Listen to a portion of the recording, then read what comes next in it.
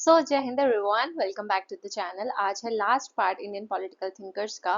ठीक है, इससे पहले हम ऑलरेडी 2 पार्ट्स और कवर कर चुके हैं जिसमें हमने सारे थिंकर्स कवर कर लिए और जो थिंकर्स रह गए थे वो आज के लेक्चर में कवर हो जाएंगे। फिर हमारा आईपीटी खत्म। और ये बाकी वीडियो से कैसे यूनिक है, क्योंकि मैंने आपको बताया था कि हम ट्रिक्स और स्टोरीज से याद करेंगे हर थिंकर को। ठीक है, जहां जहां पॉसिबल होगा हमने ट्रिक्स और स्टोरी से याद किया। अभी पिछले लेक्चर में भी मैंने आपको टैगोर, तिलक, वीर सावरकर, ठीक है, एम एन रॉय, फिर उससे पहले कौटिल्य, कबीर, इन सब की बुक्स मैंने आपको क्रोनोलॉजी में याद करवाई थी, ट्रिक्स से याद कराई थी, और इनके इवन कंसेप्ट भी आपको मैंने ट्रिक्स वगैरह से याद करवा दिए थे।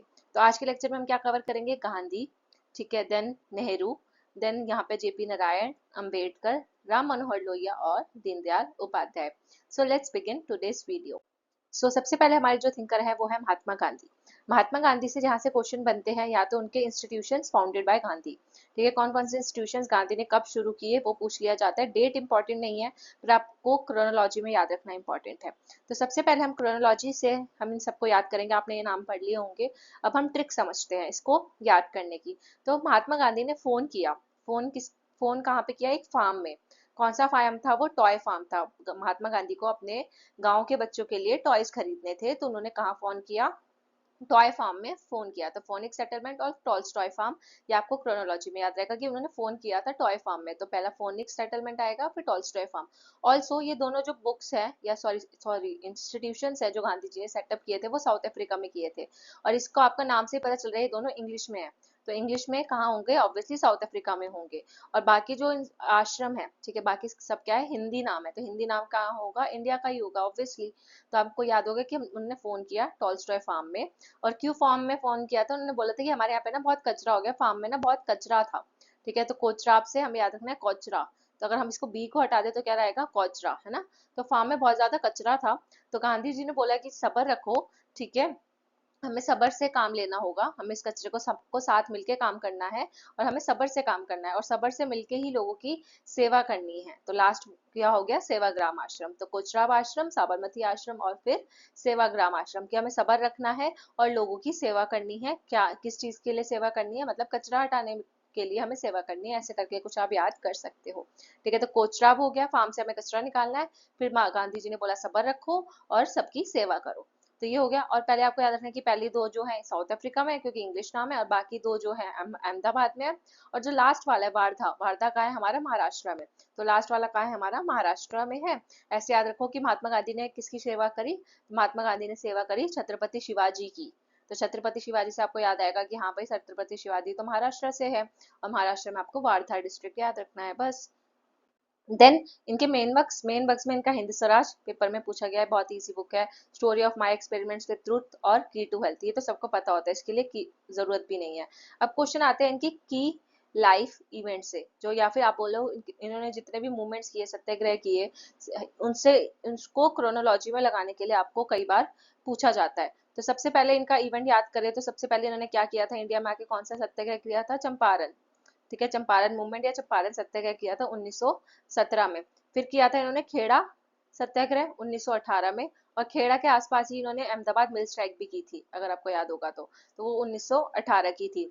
फिर 1920 में इन्होंने नॉन कॉपरेट 1919 में, जब 1919 में खिलाफत मूवमेंट हुआ था, और खिलाफत मूवमेंट के बाद उन्होंने किया था नॉन कॉपरेशन। तो ऐसे याद रखो कि जो आप जब किसी के खिलाफ चले जाते हो तो आप उसके साथ कॉपरेट करना बंद कर देते हो, राइट। तो पहले खिलाफत आएगा कि आप एक अपने गर्लफ्रेंड या बॉयफ्रेंड के खिलाफ हो गए, या अपनी फैमिली के खिलाफ हो गए, और आपने उनके साथ कॉपरेट करना बंद कर दिया, आप उनके साथ कोई कॉपरेट नहीं कर रहे। फिर आपने कॉपरेट करना बंद किया, और साथ साथ फिर आपने सिविल डिसोबीडियंस भी करना शुरू कर दिया। 1930 में आता है सिविल डिसोबीडियंस, ठीक है, कि आप कॉपरेशन भी नहीं करेंगे और आपकी बात भी नहीं मानेंगे, ओबे भी नहीं करेंगे आपको। तो सिविल डिसोबीडियंस शुरू हुआ था 12 मार्च, ठीक है। 12 मार्च कैसे? जब दांडी मार्च शुरू हुई थी। दांडी मार्च यानी कि सॉल्ट सत्याग्रह भी हम इसको बोलते हैं। कहाँ पे से शुरू हुई थी? साबरमती आश्रम से। तो साबरमती आश्रम से, अहमदाबाद से, गुजरात से, ये गांधी जी ने सिविल डिसोबीडियंस की शुरुआत की। और जो सॉल्ट टैक्स जो लगाया जाता था, या जो सॉल्ट लॉ था, उसको उन्होंने तोड़ा। ठीक है। तो 1930 और लास्ट में इन्होंने क्या किया था, 1942 में क्विट इंडिया मूवमेंट किया था। तो इन सारे मूवमेंट्स को, इन सारी चीजों को आपको याद रखना है, कभी भी क्रोनोलॉजी में लगाने के लिए आ सकता है। और मैंने आपको इसके लिए ट्रिक भी बता दी कि वो खिलाफ गए, खिलाफ किया, आप किसी के खिलाफ जाओगे तो आप कॉपरेट नहीं करोगे, कॉपरेशन तो दूर की बात है, आप उसको ओबे भी नहीं करोगे, और फिर लास्ट में उसको पूरी तरीके से क्या कर दोगे, क्विट कर दोगे, ठीक है, छोड़ ही दोगे। तो ये, और पहला तीन तो आपको वैसे भी याद होने चाहिए कि सबसे पहले चंपारण था, फिर खेड़ा, अहमदाबाद मिल स्ट्राइक उसके बाद थे। ठीक है, सो अब पढ़ते हैं आगे। वैसे तो और भी बहुत सारी चीजें हैं, पर इतनी सफिशिएंट है आज के लिए। सो अब पढ़ते हैं very important thinker B R Ambedkar. तो बी आर अम्बेडकर से बहुत सारे क्वेश्चन हर बार पूछे जाते हैं, और हर बार फैक्चुअल क्वेश्चन इनसे काफी सारे आते हैं, या मैच द फॉलोइंग में, और बुक्स से क्वेश्चन जो आते हैं वो क्रोनोलॉजी में लगाने के लिए आते हैं। तो सबसे पहले हम इनके याद करते हैं लाइफ इवेंट्स को। तो इनका मूक नायक, जो आप मान सकते हो कि अम्बेडकर ने अपना एक न्यूज़पेपर शुरू किया था दलित राइट्स के लिए और अवेयरनेस के लिए, वो था मूक नायक 1920 में। मूक नायक के बाद 1924 में बहिष्कृत हथकरघा सभा की उन्होंने स्थापना की, और साथ ही साथ जब इस सभा की स्थापना हुई तो उसके कुछ सालों बाद 27 में उन्होंने बहिष्कृत भारत करके एक पीरियोडिकल निकाला। ठीक है।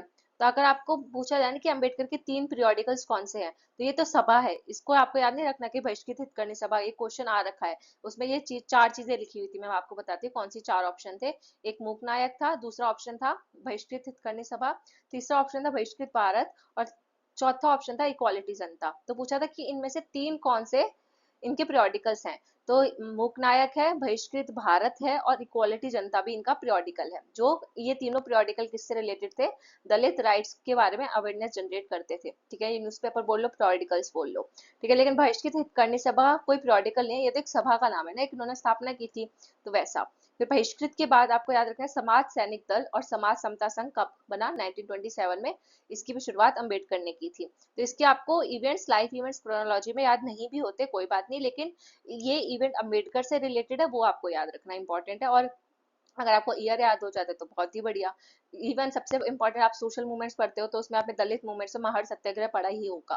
तो 1927 का महार सत्याग्रह है, इसकी आपको डेट याद रखनी है, 2/7। हम साथ साथ है, महात्मा ये अम्बेडकर बोलते हैं हम साथ साथ है, कौन साथ है, दलित साथ है, हम दो दलित साथ में है, तो दो दलित साथ में यानी कि 27। तो महार सत्याग्रह की शुरुआत होती है, क्यों, क्योंकि एक 14 टैंक हुआ करता था। ठीक है, वहां से लोगों को ना पानी निकालने, महाड़ में एक 14 टैंक था। ठीक है, वहां पे दलितों को पानी निकालना अलाउड नहीं था, वहां से पानी लेना अलाउड नहीं था। ठीक है, उनको परमिशन नहीं थी। तो उसी के खिलाफ अम्बेडकर ने ये आंदोलन किया था। फिर 30 में Kalaram temple of movement, Kalaram temple movement शुरू किया था नासिक में। ठीक है, तो आप ऐसे याद करो कि पहले महड़ आएगा फिर कालाराम आएगा। ठीक है, तो जो महड़ के लोग थे वो काले हो गए, या फिर जो पानी था, क्योंकि ये पानी के लिए हुआ था मूवमेंट महड़ सत्याग्रह, तो पानी जो था वो काला हो गया। तो ऐसे याद रखना कि पहले महड़ आएगा फिर कालाराम टेम्पल मूवमेंट आएगा। इक्वालिटी जनता 1930, जब सिविल डिसोबीडियंस चल रहा था, उसी टाइम पे इक्वालिटी जनता न्यूज़पेपर भी इनका शुरू हो गया था अम्बेडकर का। 32 में लोथियन कमेटी के मेंबर थे। ठीक है, लोथियन कमेटी कमेटी के जो चेयरमैन थे उसको क्या बोलते हैं हम, उनके चेयरमैन थे लोथियान। ठीक है, मिस्टर लोथियान उनके चेयरमैन का नाम है।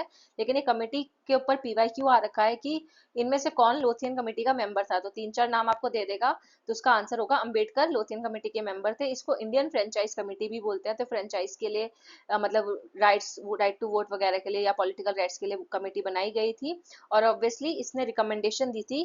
ठीक है, तो रिकमेंडेशन में अंबेडकर ने इसमें सुझाव भी दिया था कि हमें दलितों के पॉलिटिकल राइट्स के बारे में भी बात करनी चाहिए। ठीक है, फिर पूना पैक्ट हुआ, जो कि गांधी और अंबेडकर के बीच में हुआ था, आप सबको पता है। 32 का फेमस फैक्ट है, इसका तो ईयर भी आपको याद होगा। तो सेपरेट इलेक्टोरेट के मुद्दे पे ये हुआ था, जिसमें गांधी जी का आपको याद होगा कि गांधी जी खिलाफ थे सेपरेट इलेक्टोरेट के, और उन्होंने फास्ट एंड टू डेथ भी रख लिया था।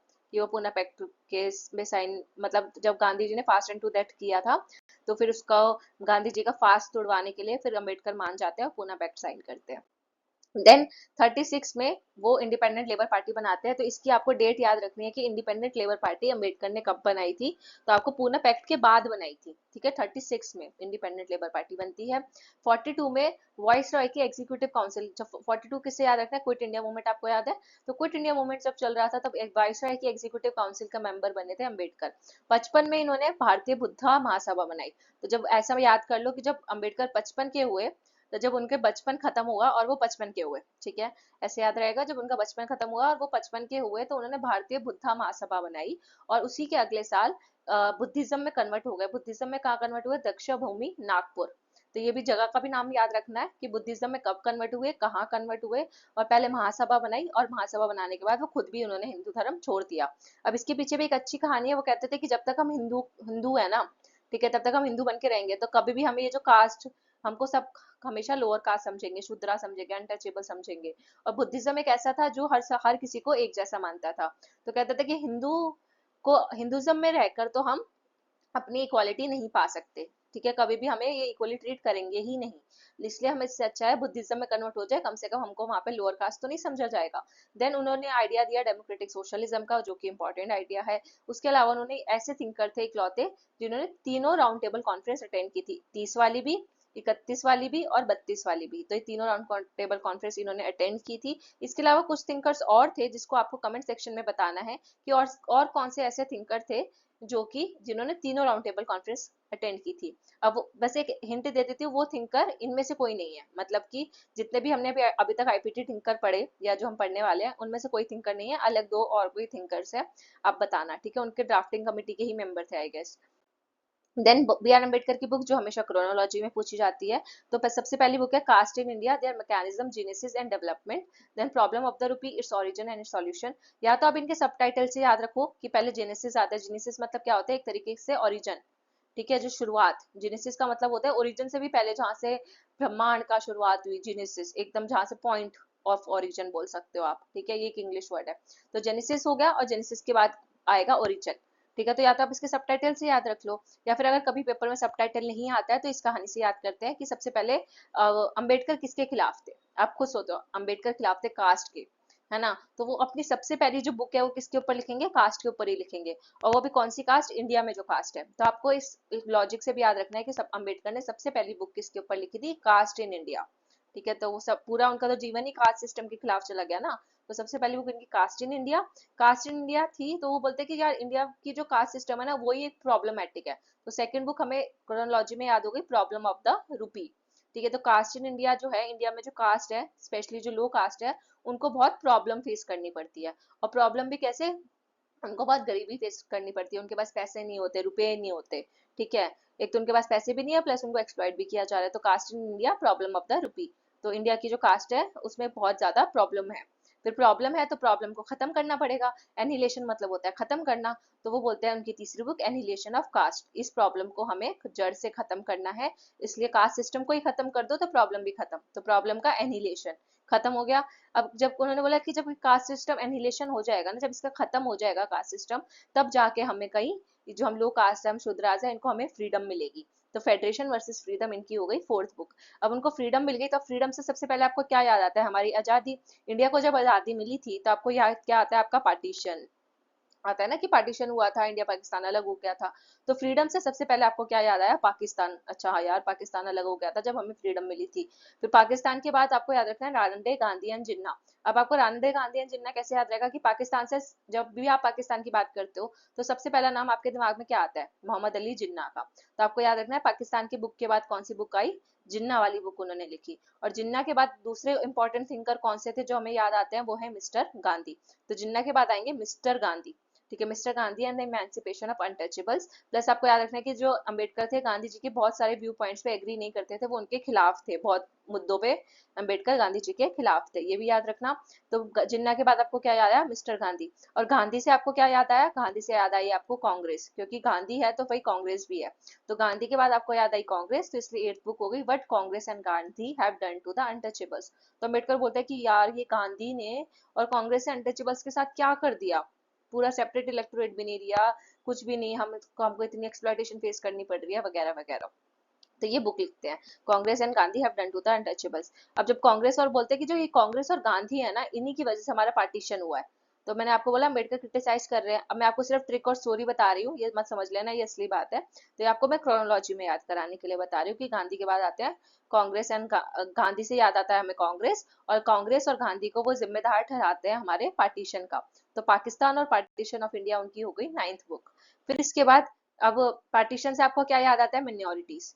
क्योंकि पार्टीशन क्यों हुआ था, क्योंकि मुसलमानों को ये लग रहा था कि हम माइनॉरिटी में हैं और हिंदू मेजोरिटी में है, तो हिंदू हमें एक्सप्लॉइट करेंगे। तो इसलिए तो पार्टीशन हुआ था। तो पार्टीशन का मेन कारण क्या था कि क्योंकि मुस्लिम्स को ये लगता था कि हम माइनॉरिटीज में है, तो हमें एक अलग देश चाहिए, स्पेशली जिन्ना को ये लगता था।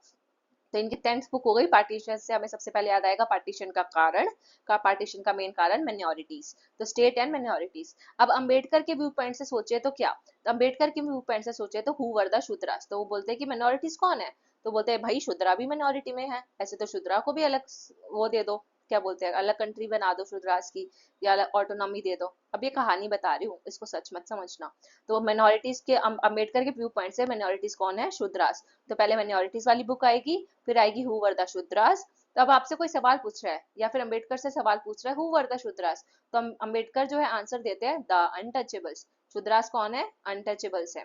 तो पहले क्वेश्चन आया, फिर आंसर में क्या आया, अनटचेबल्स। ठीक है, अब ये दोनों बुक तो 48 की हैं, तो आप क्रोनोलॉजी में कैसे भी याद रखो, कोई दिक्कत नहीं है।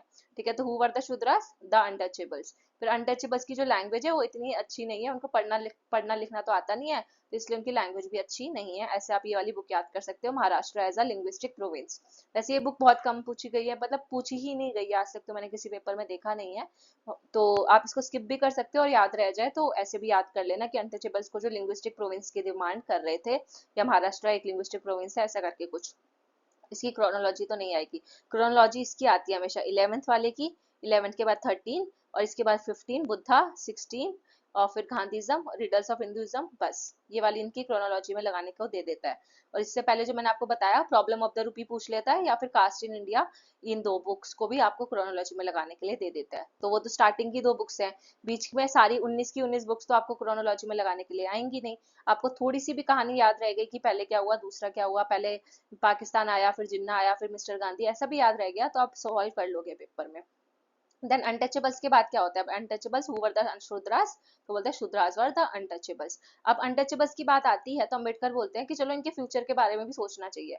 तो फ्यूचर ऑफ पार्लियामेंट्री डेमोक्रेसी, इनकी 14th बुक। ठीक है, कि अनटचेबल्स के फ्यूचर के बारे में सोचना चाहिए कि अनटचेबल्स को कैसे पार्लियामेंट के अंदर लेकर आया जाए, कि पार्लियामेंट के अंदर भी उनका डिसीजन मेकिंग में थोड़ा सा योगदान हो। अब आपको ये याद रखना है कि अंबेडकर जो था, अंबेडकर जो थे सॉरी, 55 में उन्होंने महासभा बनाई थी, आपको ये भी पता है 56 में वो बुद्धिज्म में कन्वर्ट हुए थे। तो 56 की है ये बुक है, और आपको हमेशा कभी भी क्रोनोलॉजी में लगाने के लिए आए तो बुद्धा वाली जो बुक होंगी ना उनकी, वो आप एकदम लास्ट में लगाना क्रोनोलॉजी में, क्योंकि वो बुद्धिज्म में बहुत बाद में जाके कन्वर्ट हुए थे, राइट। तो इसलिए बुद्धिज्म वाली थोड़ा सा लॉजिक लगा के जो बुक है आप हमेशा क्रोनोलॉजी में लास्ट में लगाने की कोशिश करना। तो फिर आया था बुद्धा और कार्ल मार्क्स। ठीक है, फिर बुद्धा एंड इज धम्मा। तो 56 और 57 इतनी कहानी भी आपको याद हो गई ना कि उन्होंने फ्यूचर के बारे में सोचा, और तब उन्होंने फ्यूचर के बारे में सोचा तो उन्होंने बोला कि अब बहुत हो गया, अब हमें बुद्धिज्म में कन्वर्ट हो जाना चाहिए, इसका इंडिया में रहकर या हिंदुज्म में रहकर तो हमारा कोई फ्यूचर है नहीं। तो बुद्धा और कार्ल मार्क्स, तो पहले वो बुद्धा को कार्ल मार्क्स से कंपेयर करते हैं, फिर उसके बाद बुद्धा का क्या धर्म था वो बताते हैं। तो पहले बुद्धा और फिर उसका धम्मा वाली बुक बाद में आएगी। फिर उसके बाद धम्मा बता दिया, धर्म बता दिया, अब धर्म से वो याद करते हैं गांधी और गांधीज्म को, कि धम्मा तो कपाई गांधीज्म ने भी बताया है। तो गांधी एंड गांधीज्म ये बुक पीवाईक्यू में है, तो गांधी एंड गांधीज्म आती है। फिर रिडल इन हिंदुज्म, तो गांधीज्म है तो हिंदुज्म भी है। ठीक है, गांधीज्म हिंदुज्म, जी और एच, तो एबीसीडी में भी जी और एच आता है, A B C D E F G H है ना, तो एबीसीडी में भी ऐसे ही आता है, तो जी और एच वाली बुक ऐसे याद हो गई। और लास्ट में इसकी कोई ट्रिक नहीं है, बस आप ऐसे याद रखो कि जैसे हम जब आईपीटी पढ़ते हैं, तो आईपीटी पढ़ने में हम सबसे पहले मनुस्मृति को पढ़ते हैं, राइट। लेकिन जो अम्बेडकर थे वो उन्होंने मनुस्मृति को सब कुछ सारी बुक्स लिखने के बाद 2015 में ये बुक पब्लिश हुई है, मनु एंड शुद्रास लिखी। ठीक है, वैसे इसकी कोई क्रोनोलॉजी नहीं है और इसकी कोई एग्जैक्ट डेट भी नहीं है कि मनु और शुद्रास कब लिखी गई थी। और जो इसका लेटेस्ट पब्लिकेशन है वो 2015 का मुझे मिला, तो मैंने यहाँ पे 2015 लिख दिया। तो मनु एंड द शूद्रास उन्होंने एकदम आखिरी में लिखी, ऐसा मान के चलो। ये हो गया। अब इसके बाद याद करते हैं पंडित जवाहरलाल नेहरू।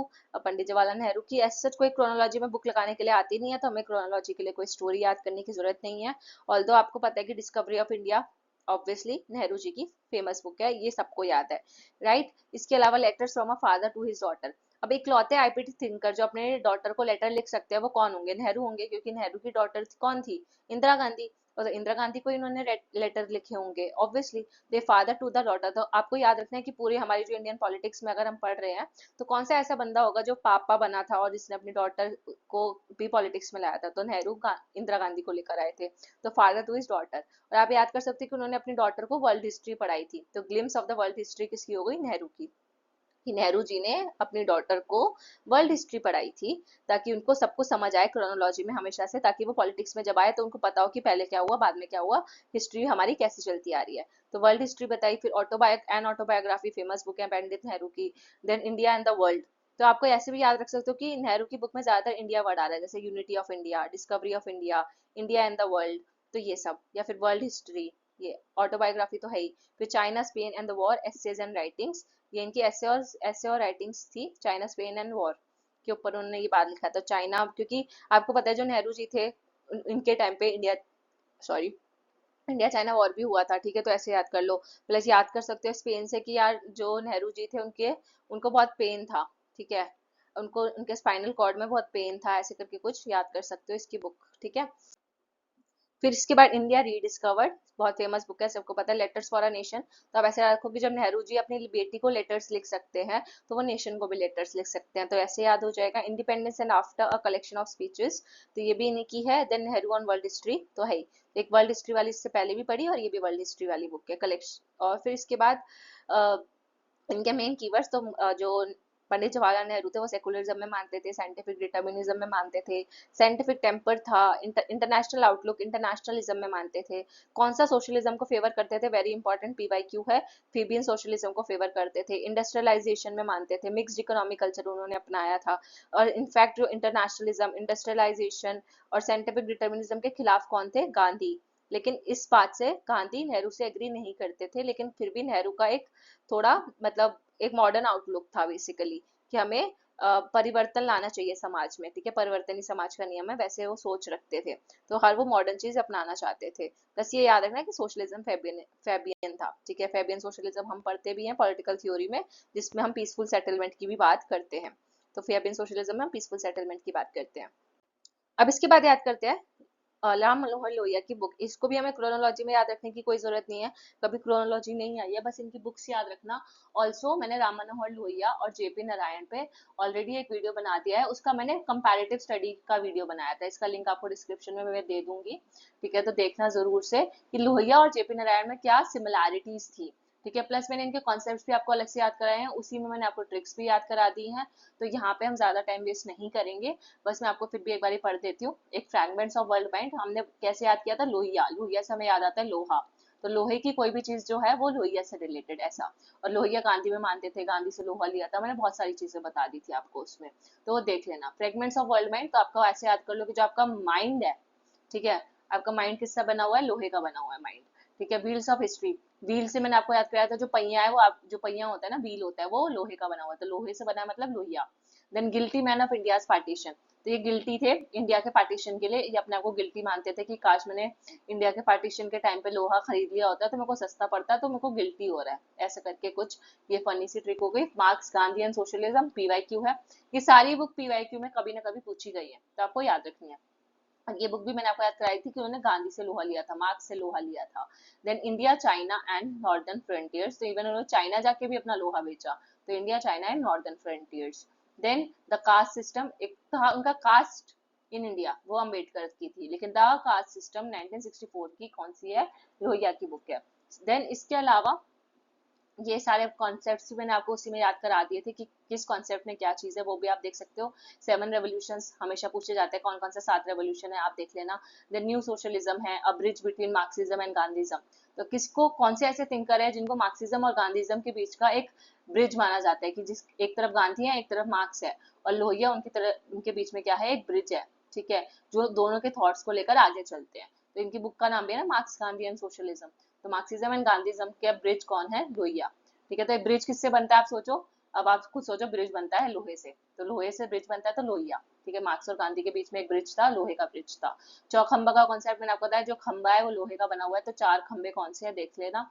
देन वो जो विलेज और सेंटर प्रोविंस, ये सब मैंने आपको बता ही दिया था। सप्त क्रांति का उन्होंने कॉन्सेप्ट दिया था, जैसे जेपी नारायण का 7 रेवोल्यूशन थे, वैसे सॉरी, सप्त क्रांति को 7 रेवोल्यूशन बोलते हैं, जेपी नारायण ने भी ये 7 रेवोल्यूशन की बात की थी।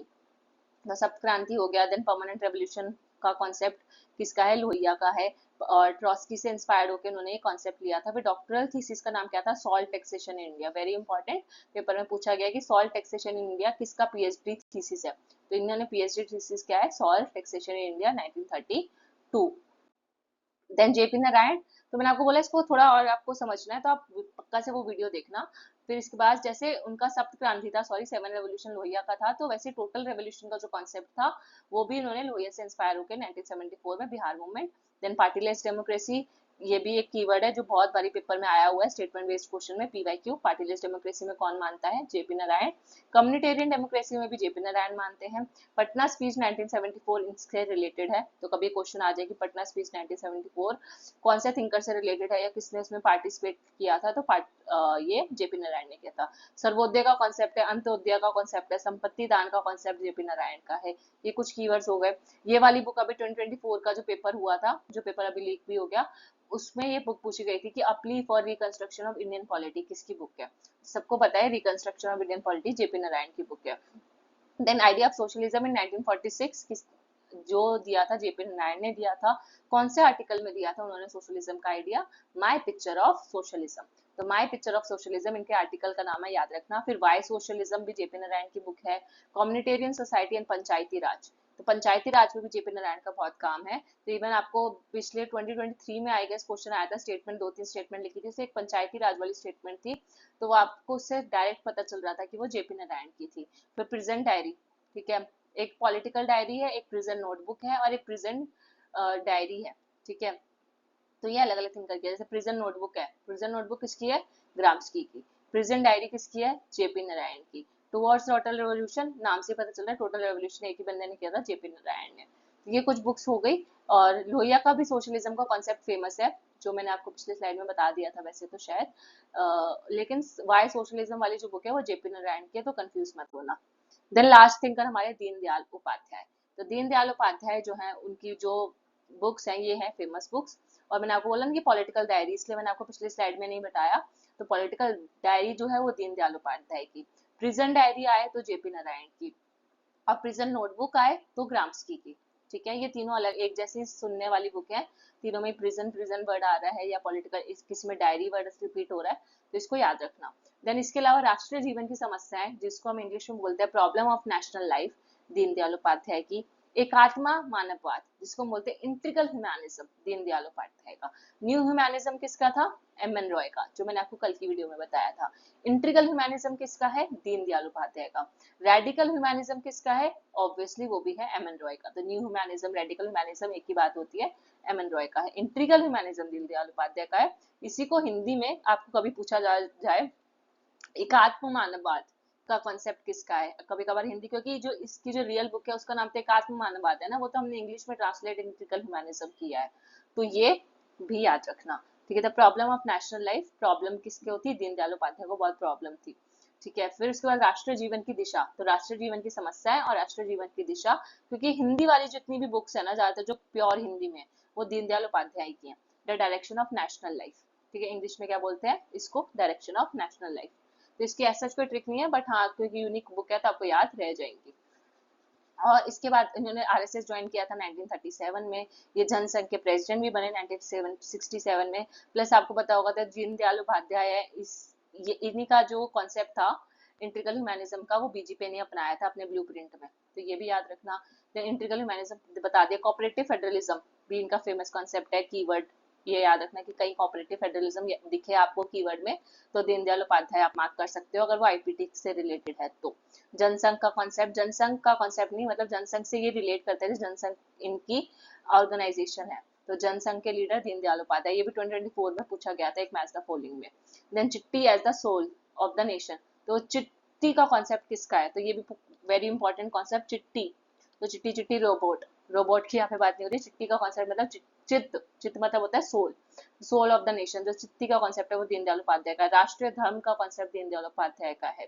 तो ये सारे आपको कुछ कीवर्ड्स हो गए, आपको डिटेल में कवर करना है तो मैंने आपको बताया कि आप और वीडियोस से कवर कर सकते हो। बाकी या तो आप मेरे से टेलीग्राम पे, अगर आपको फुल फ्लेज चाहिए पूरा डिटेल में, तो आप मेरे से मांग सकते हो, पर इसके लिए रिवीजन कोर्स के लिए 70 to 80% इनफ है।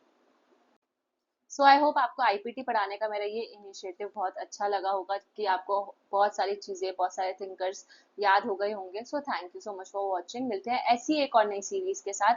आप बताना कमेंट सेक्शन में आपको और कौन से थिंकर्स या और कौन सा चैप्टर ऐसा है जिसको मैं आपको ट्रिक से कवर करवा सकती हूँ। देन आप मेरा टेलीग्राम ग्रुप ज्वाइन कर सकते हो, वहाँ पे आपको पीडीएफ या कुछ भी, कोई भी क्वेरी है आप मेरे से वहाँ पे पूछ सकते हो। सो मिलते हैं नेक्स्ट किसी एक और अच्छे लेक्चर के साथ। Stay tuned, bye bye, and do comment below कि आपको कैसा लगा।